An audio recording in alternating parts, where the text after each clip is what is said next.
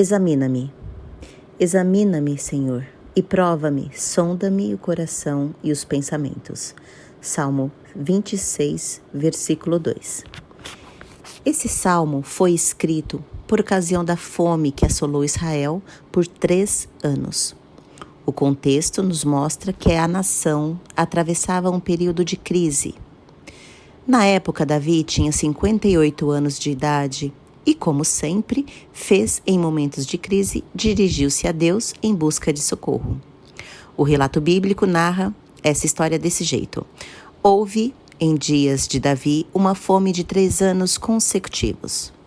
Davi consultou ao Senhor e o Senhor lhe disse: há culpa de sangue sobre Saul e sobre a sua casa, porque ele matou os gibeonitas. Está em 2 Samuel 21, verso 1. Havia uma história vergonhosa no passado de Israel.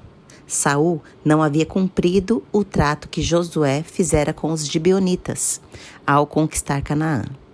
Agora, anos depois, o povo estava sofrendo as consequências e ninguém sabia o porquê. Nessas circunstâncias, o rei volta os olhos a Deus e ora: examina-me, Senhor, prova-me, sonda-me o coração e os pensamentos. Davi sabia que não era o culpado da crise que ele estava enfrentando. Existem momentos críticos pelos quais você não é responsável. Nem sempre o sofrimento é o resultado dos erros que você tenha cometido. Muitas vezes você carregará a dor como consequência de erros cometidos por seus antepassados. Davi vivia um momento desses e disse ao Senhor: examina-me e prova-me. Não olhes só para a minha conduta exterior.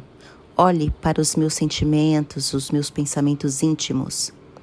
Tu sabes que nesse caso eu sou inocente. Em minha vida pode haver muitos erros. Posso ter falhado muitas vezes. Mas nesse caso, Senhor, eu não tenho culpa. A Bíblia afirma que não há justo. Está em Romanos 3, verso 10. Como podia o salmista ter o atrevimento de pedir a Deus que o provasse se todos pecaram e carecem da glória de Deus? Romanos 3, verso 23.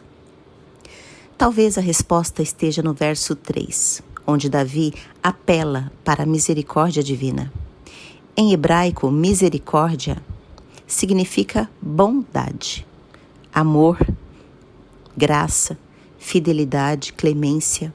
Foi por esse amor incompreensível que aquele que não conheceu pecado, ele o fez pecado por nós, para que nele fôssemos feitos justiça de Deus. 2 Coríntios 5, verso 21.